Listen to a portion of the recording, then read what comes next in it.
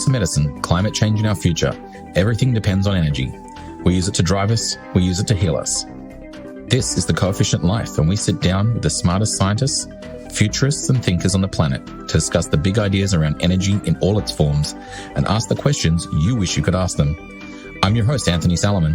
And I'm your other host, Kim Brooks. Anthony and I are here to bring you stories that are shaping the future of our planet. Now let's dive on into a universe of energy. From the Podcast Bureau, this is The Coefficient Life.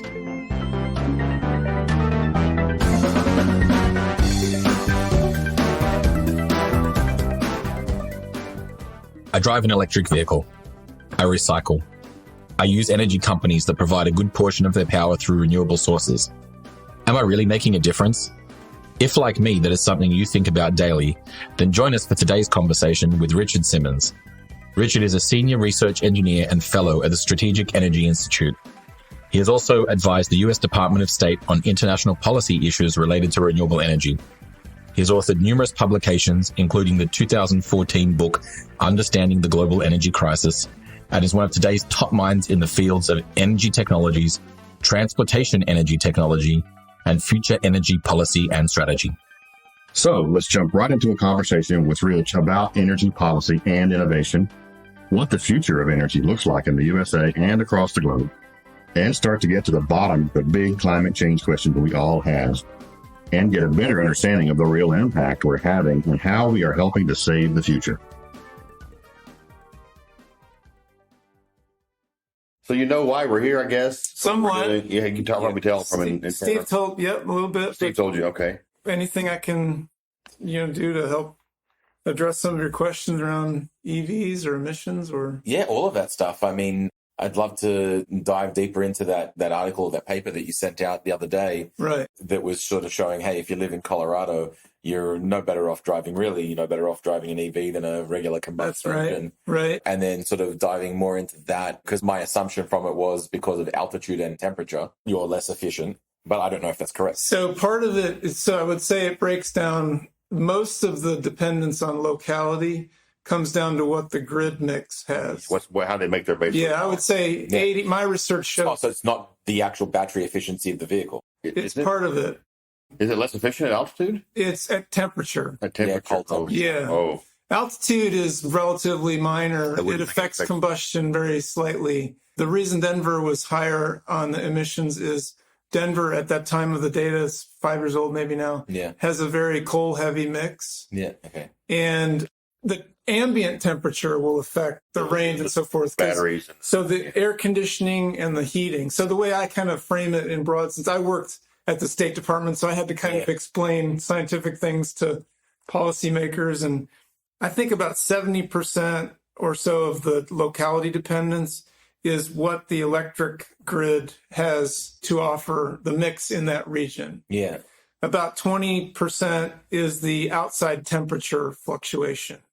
And about 10% is other minor factors like the hills and the rain and the other types of environmental factors. That makes it worse too. And we sort of tried to control for the way people drive, because of course that's a big factor, but you can't let that enter into, that's going to be different even with existing technologies.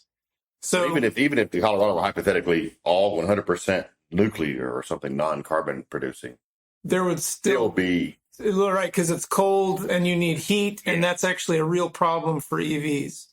So internal combustion engines have sort of free waste heat along with, they come along for the ride. Exactly. Heat comes along for the ride. Yeah. With the combustion. And then when you want to heat the cabin, you're just sort of scavenging some of that. Yeah. And that's what goes through the heater core that heats you up.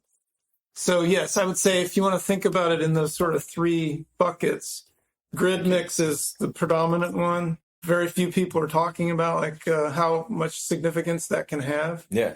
And then ambient temperature. So if you look at Minnesota or Toronto, EV range could be half in a cold winter day as on an ambient spring day. That's a big difference. And also in the summer, cities like Atlanta, you'll have a very significant air conditioning load.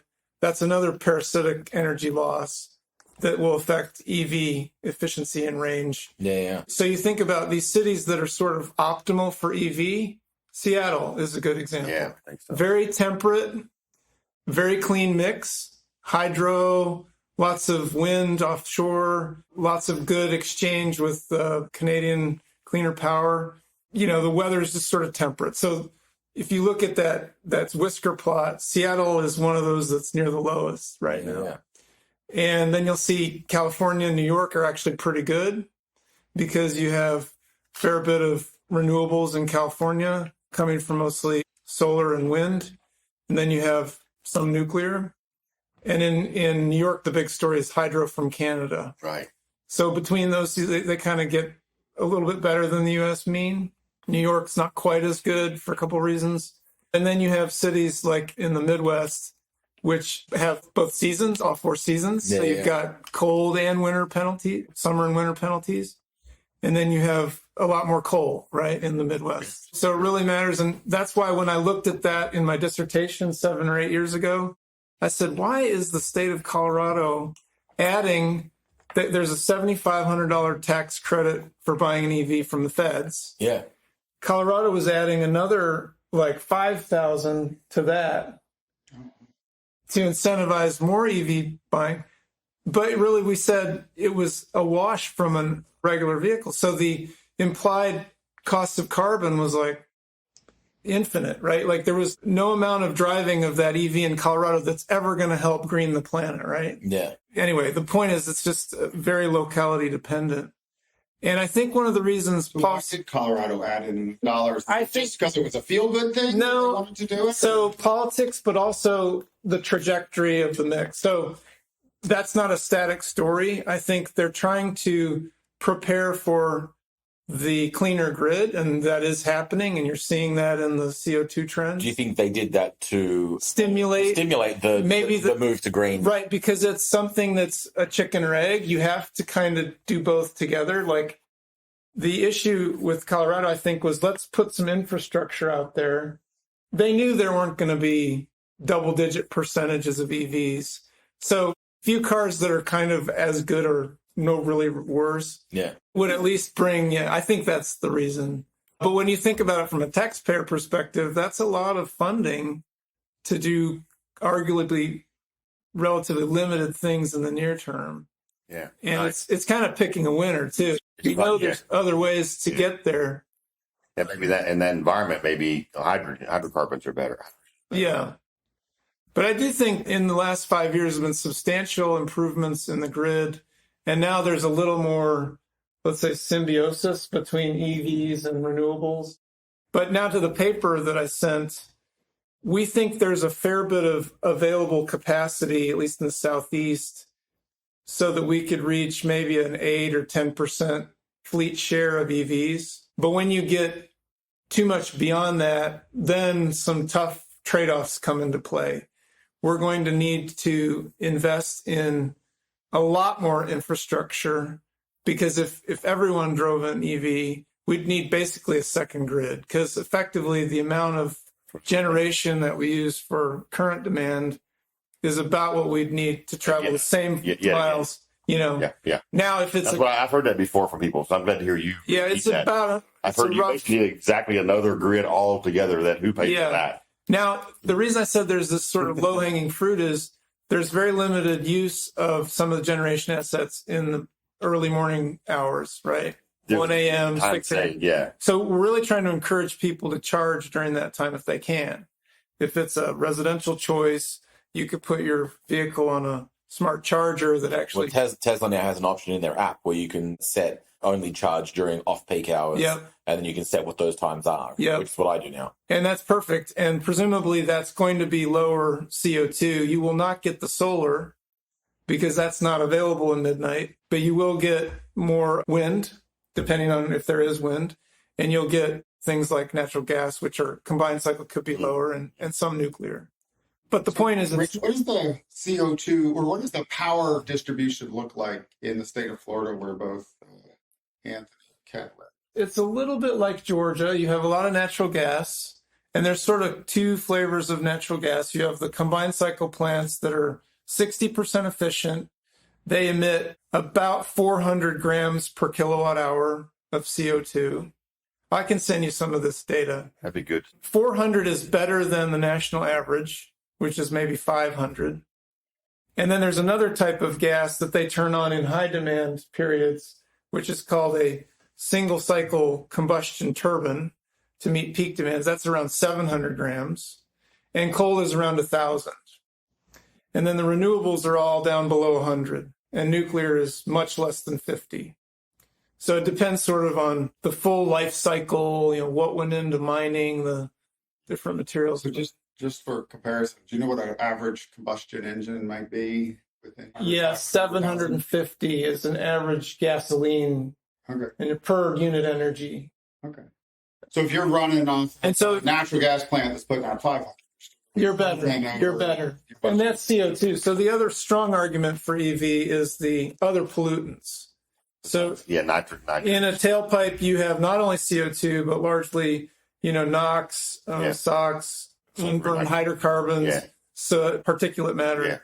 So the real strong argument is in urban areas, you get this benefit from CO2 reduction, but you also you don't eliminate it, but you move all these air quality problems from an urban area in the distributed point to single point, potentially where the large power plants are, where they can control those maybe more effectively, or maybe where there's fewer people, where it's less of a local air respiration issue.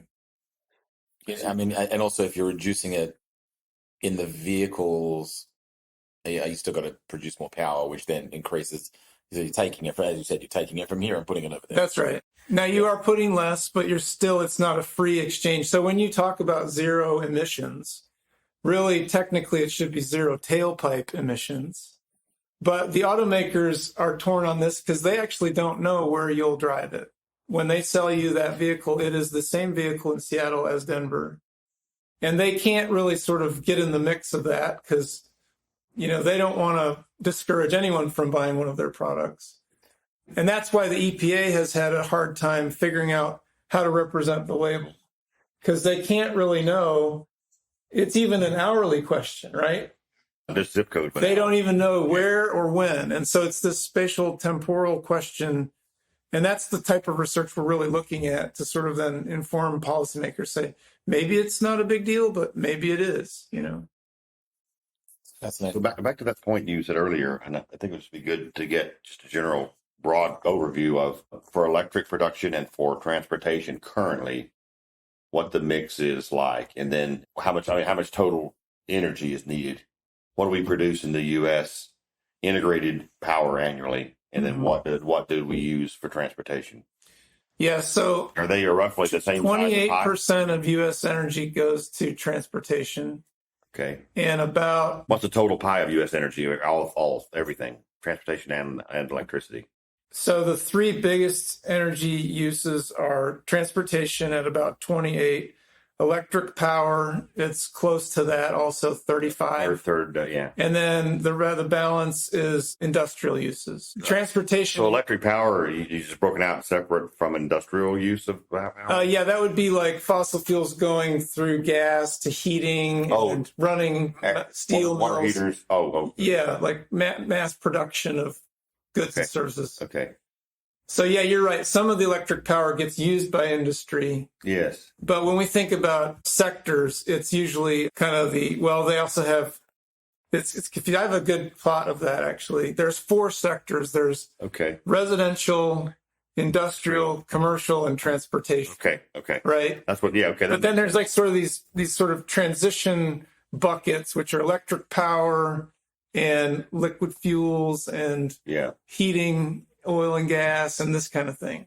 But that's roughly, though, if you look at that pie chart, it's one's 28%, one's 35%. Yeah. That's why you almost have to double the grid if you try to electrify that. Correct. Now you have to take that much power and find a way to get it out to you. To go the same mile is a little bit more efficient for a electric vehicle. Yes. From the vehicle perspective alone, because you have a motor which is maybe 90% efficient, you have an inverter that's 95% efficient.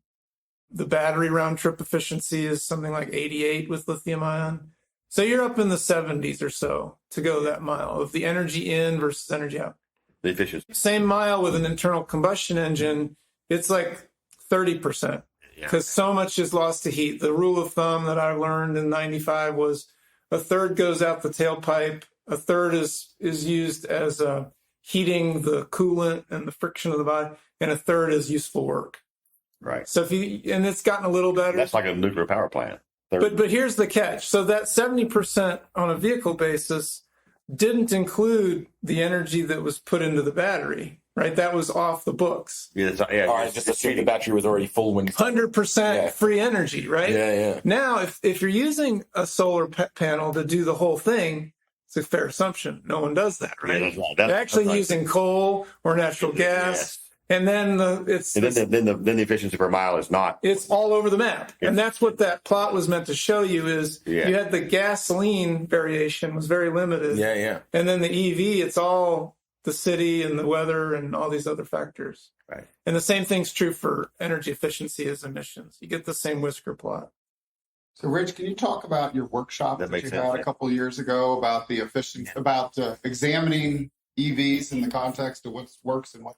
What we were trying to say is just there is this sort of regional need to look at the grid, but also how people drive. Like there's horrible commute times, or there used to be in Atlanta. And it still is. Bad air quality, etc. What city in Florida are you guys? Orlando. Yeah. Okay. So sometimes you have the same, lots of visitors, right? And never kind of know. What our workshop tried to do was say, you know, the technology works. The EV is a great solution. I've been working on it for 20 years, but it isn't going to work the same everywhere. So let's bring the people into the conversation that need to make these decisions about longer term planning, not only for the generation side of electricity, but also we're going to have to charge these vehicles. We can't have a good example that I share is if my neighbor and I and the two other neighbors that are on the same transformer all buy an EV and no one else on the street has one, the power company actually has a problem because there's a rate limiting constraint that's very local, super local as it gets to me. And now they have a decision, like, are they going to tell me I can have midnight to 2 and sort of broker that with my neighbors? Or are they going to come in and say, this is growth, we're going to put another transformer in because we have this extra need, right? So this gets really local. And that's why policy makers need to know with a couple different, sets of radii, what the right framing and boundary of the problem is. Well, it was like we ran an experiment yesterday on the drive up here. We did indeed. I didn't know whether or not the way you got the transformer down here and then you've got all the charging bays like this. Yeah. And I just assumed that if you were parked in spot number 1, you were going to get your charge at like 300 miles per hour. That was the sort of the peak rate you were going to get. And down here we were getting, I think it was like 220 or something. And it was because when we arrived, I was the only car and we were getting about 300. And all of a sudden it dropped off when 2 more cars came. And I was like, well, let's just jump in front of them. This is Tesla's own charging station, right? Right, this is a Tesla's own charging. So he said, I wonder if I move back to that first. Yeah, I'll bet you know it won't make it's a bit of difference. Intelligent. Yeah. It levels it to everybody. You can be anywhere. Yeah, they even say that. So that's what that was the That's a very good. Because it's like if we jump back there, are we going to go back up to the higher rate, or is it It's making a system decision without your knowledge. Yes, that's what I told him. That's what it's going to do. Yeah, and that's what it did. Yes. Isn't that interesting how it has to manage the supply? And they thought of it. Tesla's thought of it. Well, that's what was impressive to me. I said, if it doesn't, then I can't believe that Tesla did that. Now, I will tell you that sometimes, and we've seen this, like there will be multiple. My question was back to what you were saying: is if you and your 3 neighbors buy electric vehicles, but nobody else on the street does, well, then how do they do that with you? Do they just say, okay, we're going to take everybody's charging rate down? It would. Or, if we were all on at the same time. Yeah. Ideally, what we're working on is algorithms that are functioning through the smart meter that would talk to each other. And it would say, all right, well, we think you guys are all plugged in and are okay with us using the next 8 hours. And we can then use that as we think is most optimal. Yeah. Whereas Tesla can't do that because they know that you're plugged in, you're expecting. Yeah. So the interesting thing then is as AI develops, like with my Tesla, for instance, I get in and on the screen, it brings up my calendar and it knows exactly where I'm going and when if I put those events in the calendar. So then could it charge based on that, going, well, I know that you're going to the gym at 6 a.m., it's in the calendar, but your next door neighbor doesn't leave for work usually until 7:30. So we can actually not start charging their car till much later in the cycle. It absolutely can, and it should. And there's just this issue of personal data privacy. Yeah. As long as you as a consumer are aware of how they may use your data and others. It's really easy. Just put up a really long thing that nobody's going to read. Everybody, that's right. Free, and we're done. And I think that's where we're going. And I think, then the question is, how do they have to interface with the utilities?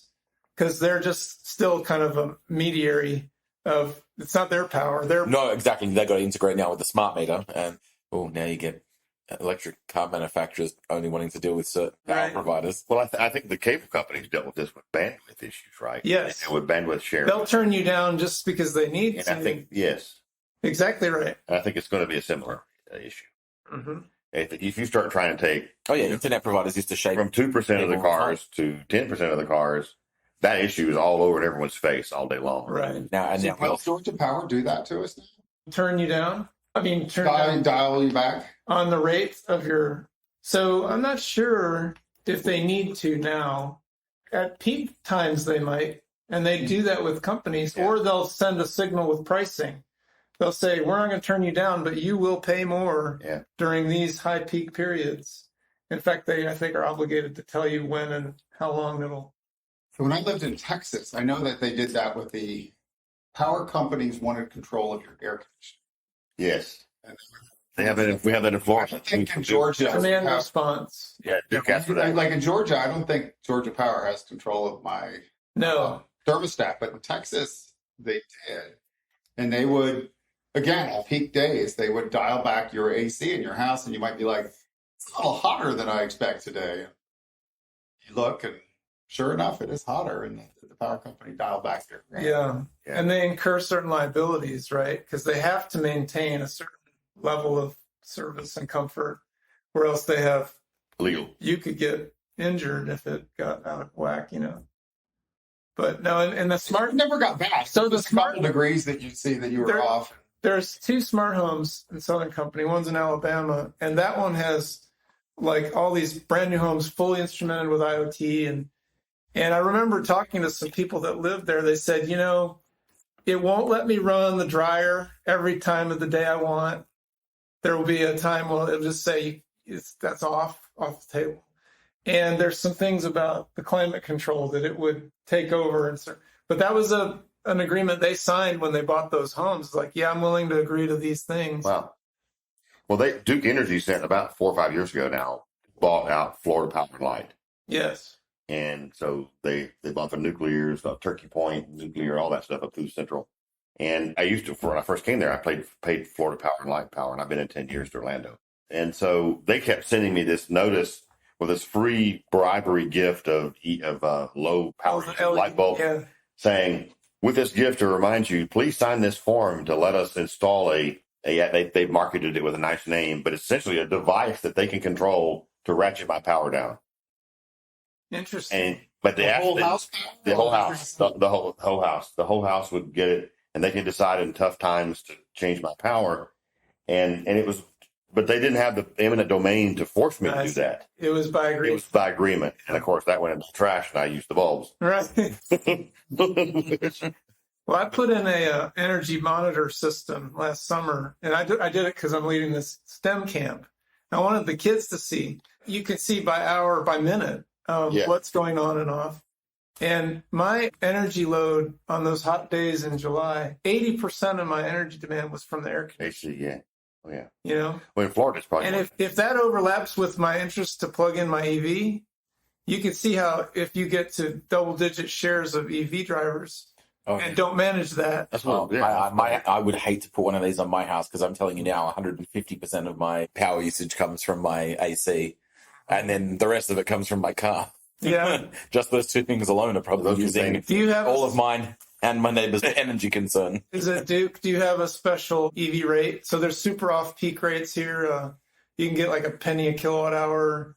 And that's the other way they leverage to incent you to do it off peak, even if you don't have the smart device. You're like, no, we haven't been offered that yet. okay. But then the downside is that they'll ratchet it up to like 20 cents in the late afternoon. Oh yeah, of course. There's nothing free. It's gotta. They got to do a balance of that. Oh yeah. Yes. But see, I didn't know that you could set the settings for EVs to charge them in off-peak hours. So I would just do it intentionally where I'm like, well, I know I don't need to charge my car for 2 or 3 days. Yeah.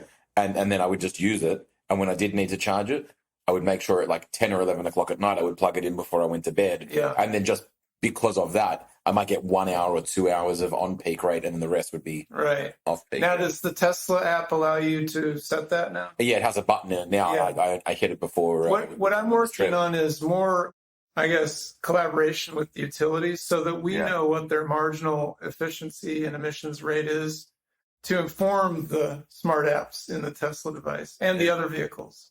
So that you could not only say, right now it's sort of a hourly window, which we think may be favorable, but if we had real backup to say, hey, Saturday in the mid-morning is actually the most efficient, least environmental impact because we'll have the whatever nuclear plant has excess or something. It would be great to inform that would be great, people's behavior that way. Yeah.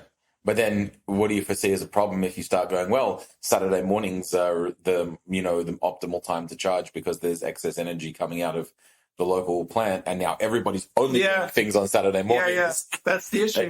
What do you do then? How do you spread that out? That's like a 2030 question. As in the year or 20, 30 minutes from now? The year.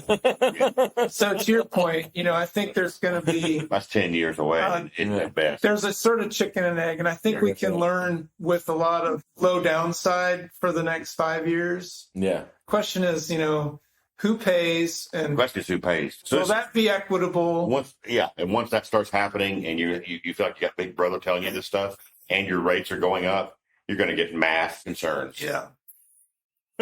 Pushback, I guess. Yeah. But there are ways to do it. There are ways to do it, though. And there are ways to demonstrate the financial benefits of these air quality improvements. People could probably put a number on the performance benefits, although I think right now it's, of course, you have a lot of torque on demand. I have torque. And probably more than is like needed or that one would pay for. But, if it was a premium. Yeah. Yeah, what they'll eventually do is Tesla's a example of I get a lot of torque, so one says, I'm going to get that from an EV, but then what they're going to turn around and do is then ratchet down that EV to where it's what you really need, and then it's like this little puddle jumping thing that barely moves.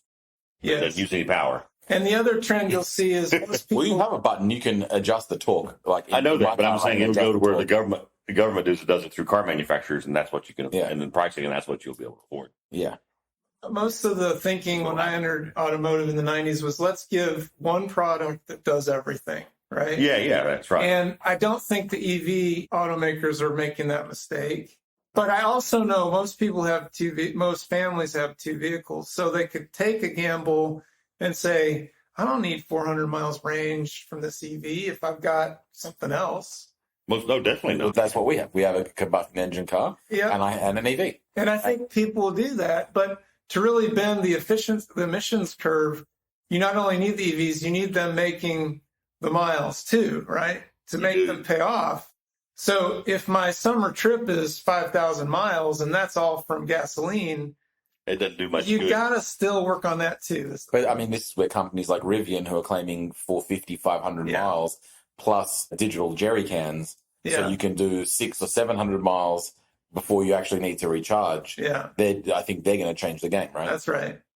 And other people like we talk all about personal commute, but the movement of goods is on par with the movement of people. Yes, or more. So, and we're seeing so much more mail order everything and Amazon's commitment. Trucks. So then Tesla's doing these electric shipping trucks. Mm-hmm. And how would you say they compare, because you've still got to charge them, and they're much bigger batteries? They have an advantage over personal use in that they return to a central base on a regular schedule, presumably, and that they can have more insight into what's happening on the grid.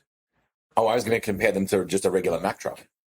Oh, so like over-the-road Class 8? Yeah, like the big rigs? Yeah.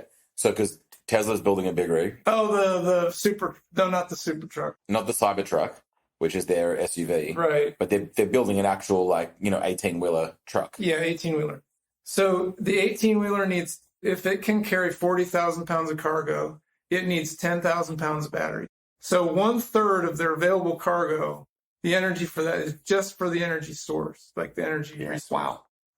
So that to me is not sort of the perfect first gambit. I know that that's another chicken. You still need a liquid hydrocarbon time. It's so dense and so good at what it does. Yeah. And also those particulate emissions are not a big deal because they're distributed over rural America, and that's not going to hurt. It's not in the air of one concentrated area. It's basically on the highways. Diesels are most efficient at that sort of 70 miles an hour. Yeah. And those are so expensive right now. So, there's a play for them, but I think what you're going to see in the next decade is a lot of medium duty, a lot of the UPS package trucks, FedEx trucks, yeah. And the short haul, like Atlanta, Chattanooga, Orlando, Miami, that kind of stuff. 20-footers. Yeah, for 200 miles. Yeah. Where they can either, stop in between or swap out. Swap out on each end. That's where, to me, the really best play for an EV value proposition is. And then, the other point of the Class 8 is, do you know how long it would take to recharge 10,000 pounds of batteries? Even at a supercharger. Yeah. Yeah, it'd be overnight, at least. Yeah, and they at can't least 12 afford to that 24 because hours their a month. money is in the labor and the time, like the time to delivery. And Yeah. We've talked really explained very well what this problem looks like for the U.S. If I'm overriding concern is CO2 emission for the globe. We do all these things by 2030. Oh, I keep a combustion car and I'll go ahead and play with a little EV. And what kind of an impact will I make compared to, and I do all we can practically do, which is not all it's missing the mark, right? To get to zero emissions. Then you have countries that don't do anything about it at all, have the kind of energy use that we have, or you collect several of them and they will have. And so the impact of the environment, you're not going to change. so it could go either way. I would say there's two sides to that. One is we have relatively less dense cities and more spread out cities. So in countries like in Asia or Europe, you have urban centers that are much more population dense and rely much more on a public infrastructure. If they made the commitment to clean buses, EV buses, or clean rail and, electric options, they could actually go faster than we can, right? And also those central governments, say China does this at the top, they could force it to move very quickly. No, I believe the civilized, or what do you call it, the first world could. I'm worried about the second. No, okay.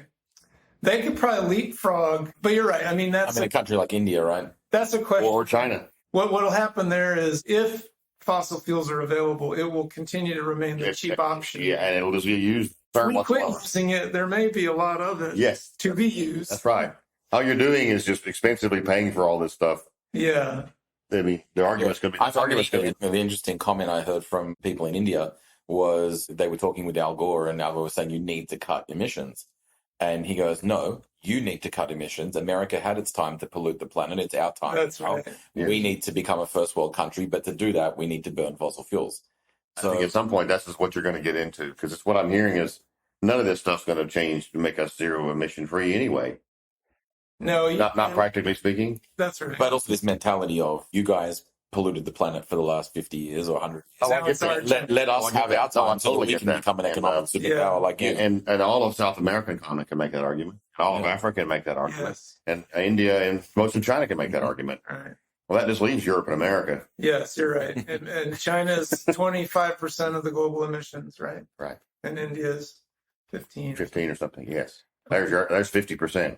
Africa is a challenge because I think they really do have reason to make that statement. Like, we can make huge strides in quality of life improvements with relatively minimal additional investments, and but it's probably going to be conventional energy that helps them get there.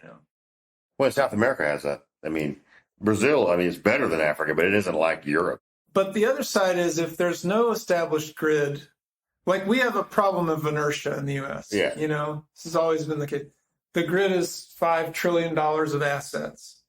If you're in a country with limited grid, you really can rethink it with almost a blank slate. And if you know it's EVs, you can be a lot more intelligent about making those investments. Yeah. So there's that too. I mean, yeah, but if we go down this path of electrifying all transportation, then we need another $5 trillion grid.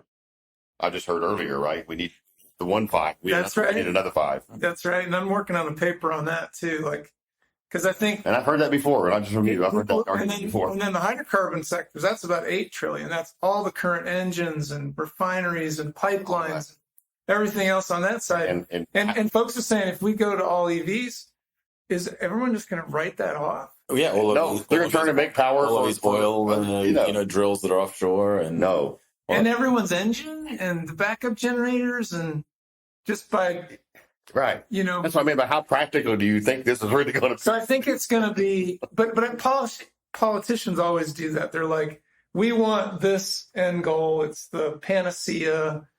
And they can't say there's a compromise because it undermines their platform. Their ability to get in office. It ticks off their base or whatever. Yeah. The reality is it's in the middle, right? They can set the biggest aspirational goal. But even when you ban the engine, if you ban it, they've done that in Europe now. Multi-decade. In the next sort years of or something? Yeah, UK and a couple others, Netherlands, I think. Yeah, so in the next, a decade to 2 decades, that they will not be selling any more combustion engine vehicles. They keep saying that. Now we'll see if that happens. Yeah, I just am a pragmatist. I feel like, and like you say, if that's a efficient way to get very, very modest living people up to a medium standard of living, that's not wrong, right?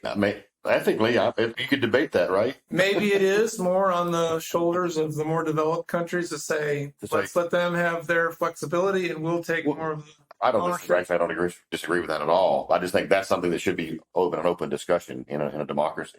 Mm-hmm. And people should have it.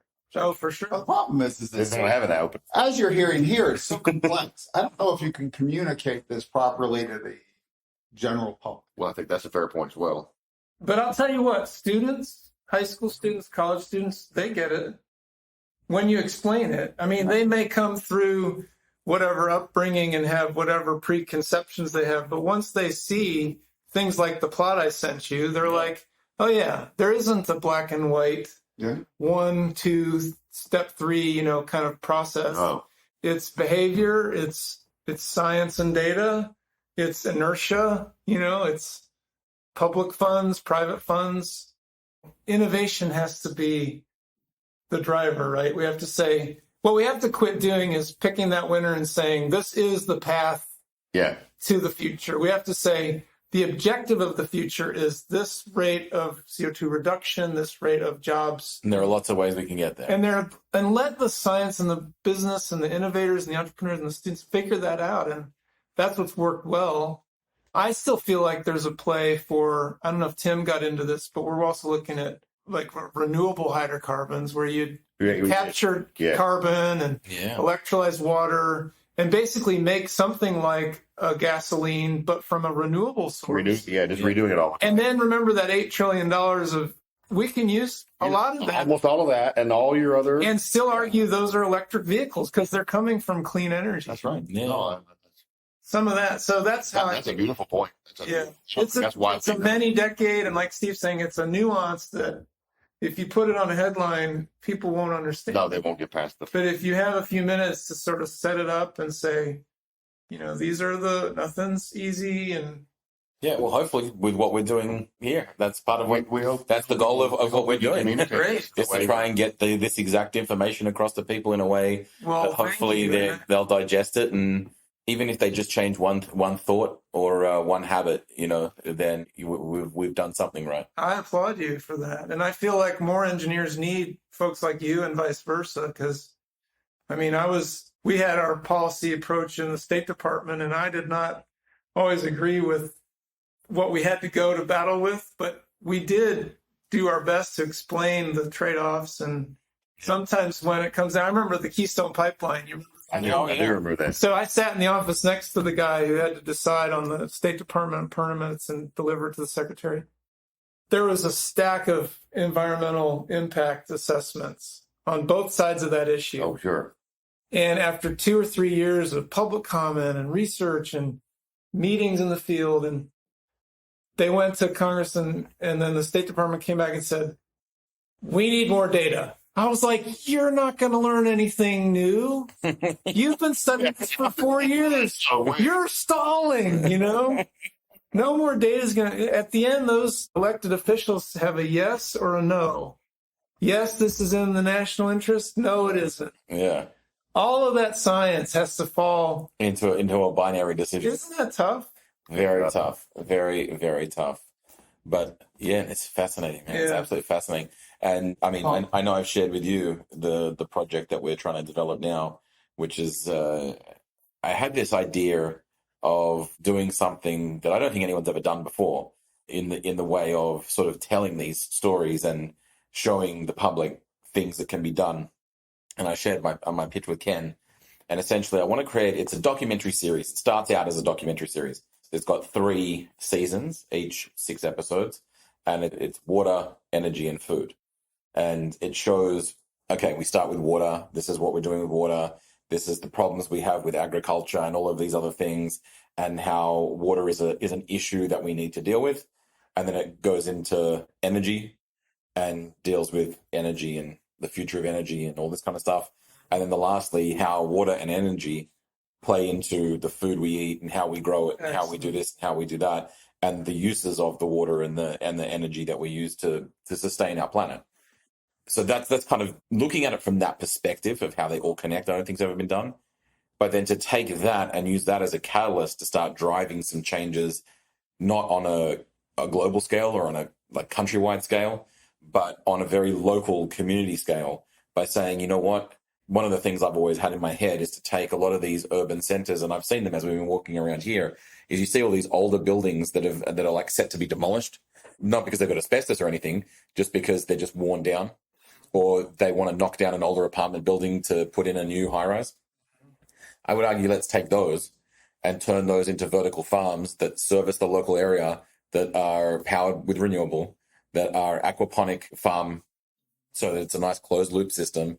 And that way we're taking away a lot of the transport needs for all of the food. Yeah. When people go to the market, they don't, you ask any kid, where does broccoli come from? It comes from the supermarket. Well, no, it doesn't. Right. It comes from a farm, and we can sort of take out all of that transport that goes into bringing, I watched a documentary in Australia about apples, and it fascinated me not because they were apples, but because they would harvest all these apples from all around the country and then send them off to somewhere, and then they would flash freeze them, they would do all these things to them, and then put them into the bags that you get at the supermarket. So in that bag is an apple from New South Wales, and one from Tasmania, and one from here, and from all over the place.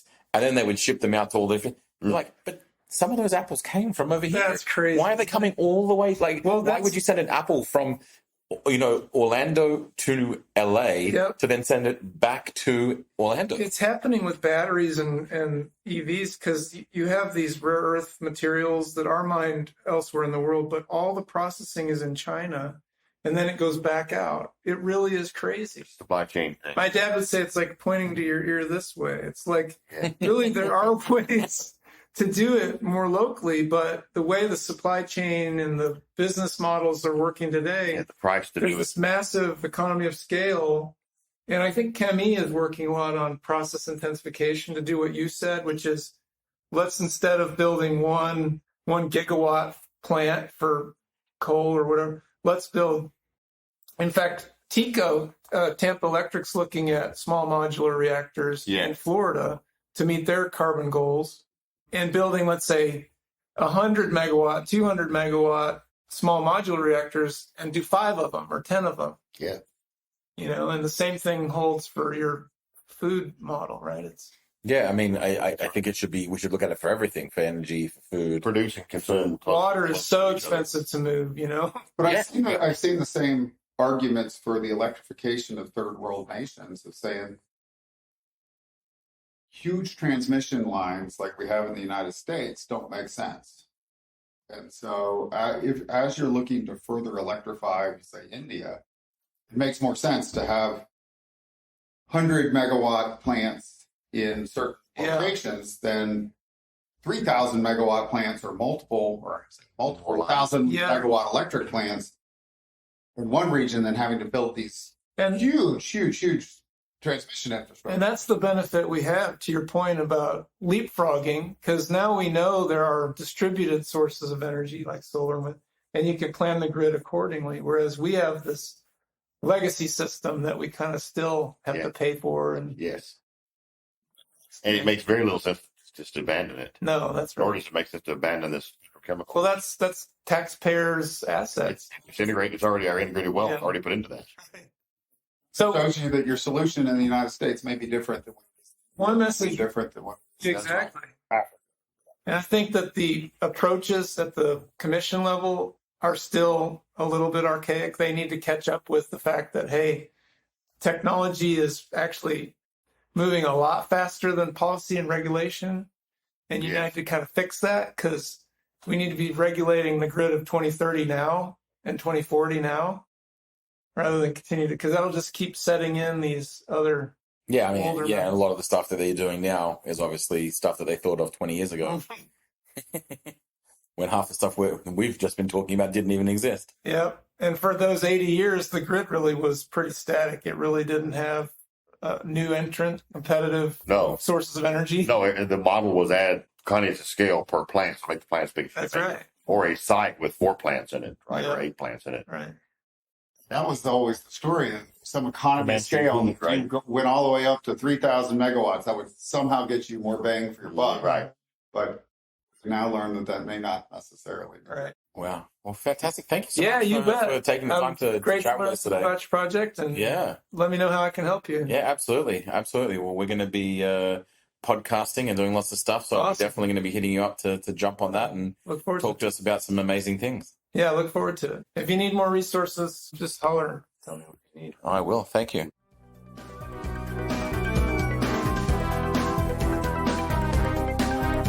Thanks for listening. And remember, you can find the Coefficient Life podcast on Apple Podcasts, Spotify, or wherever you listen to your podcasts. If you have a topic you want to hear more about, follow us on social media and message us through Facebook. Remember, energy is everywhere. Use yours wisely.